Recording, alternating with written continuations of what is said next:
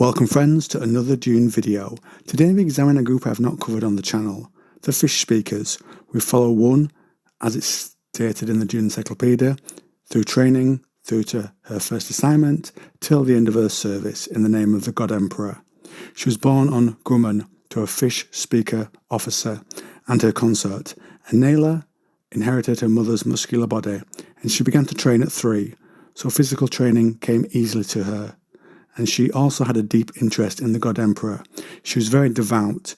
When Nayla's class of fish speakers graduated, she had already spent 5 years as a junior member of the Imperial Constabulary, the subdivision which dealt with domestic problems in Leto's far-flung empire.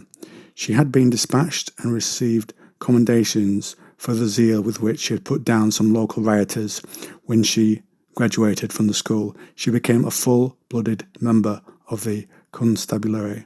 This also put her on the radar of Leto, and he ordered her to her first off-world assignment on Wallach, and he kept tabs on her from there. Now, unbeknownst to the Fish Speaker Command, Leto needed an intelligence aide to make reports to him. The God Emperor always had need of fish speakers, whom he had great trust in, that they would obey him without question. Nayla, with a known religious obsession and record of competence, seemed a good potential recruit. Her testing lasted for 15 years. The Wallach assignment, in which she proved herself completely invulnerable to the Bene Gesserit's most persuasive attacks on her faith, ended with her promotion to lieutenant rank and transfer to Seprek. On Seprek, a rebellion broke out, which wrecked the capital, and it was going to spill over to the rest of the planet, which would force Leto to deploy more fish speakers to retake it.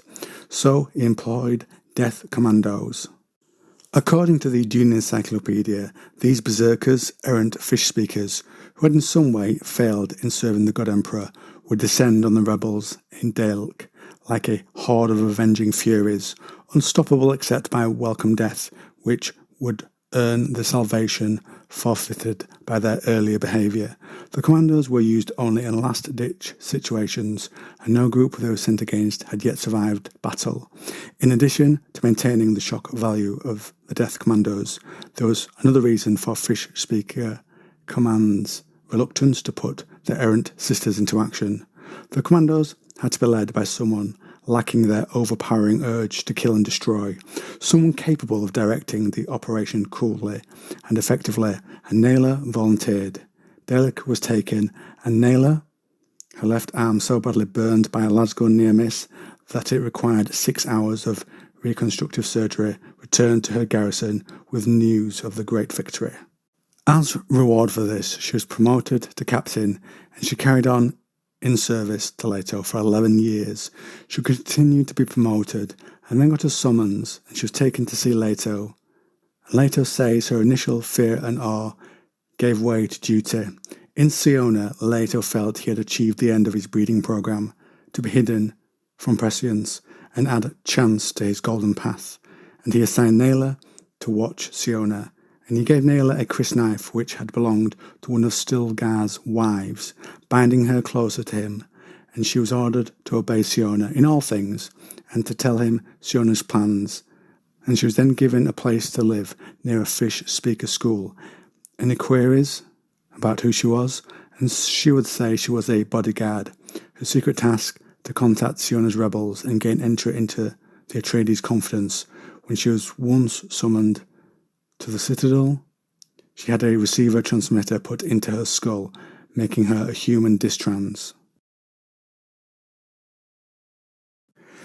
She did not know why this happened, but did not argue with what Leto wanted, that he could now speak to her directly into her mind, and vice versa, and at this point she had infiltrated the rebels enough that she could stay with them in the catacombs under On. And it was then she arranged for a hidden keyboard and screen to be installed in her room, on which she could compose and encode her messages prior to their transmission to the God Emperor. When Siona stole his journals and sent them on to the Bene Gesserit, the Guild and the Ixians for translation, Nayla wanted out of the arrangement and sent messages saying so. So later set up a way for Nayla's faith to be renewed by bringing her into his chamber and also stressing to her the importance of what she did and that this was a test of her faith in him. She was also given some fish speaker duties, such as assessing the gaoler, Duncan. Another time, she meted out the punishment Leto had ordained for a Tleilexu ambassador responsible for the face dancer attack against the God Emperor in 13273 AG.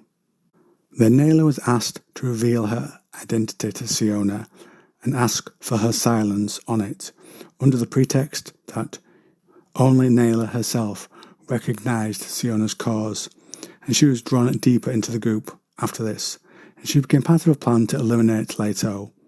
On her vow to obey Siona and her underlying certainty that the good Emperor could not truly be hurt by any action taken by mortals, sustained her through the days of planning and the actual execution of the lasgun attack.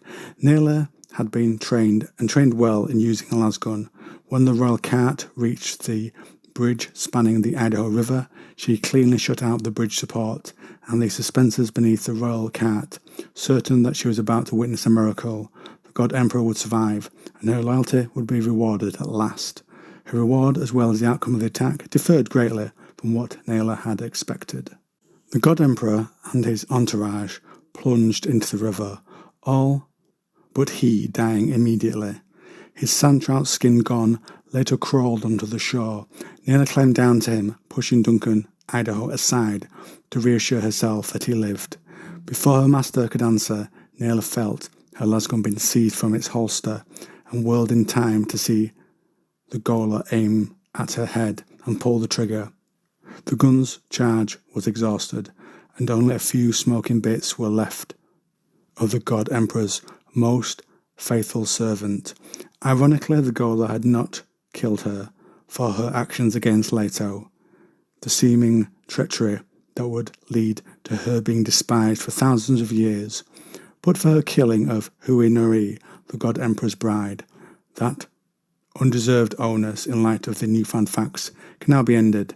Naila was no Judas, but a loyal soldier caught up in plots beyond her understanding.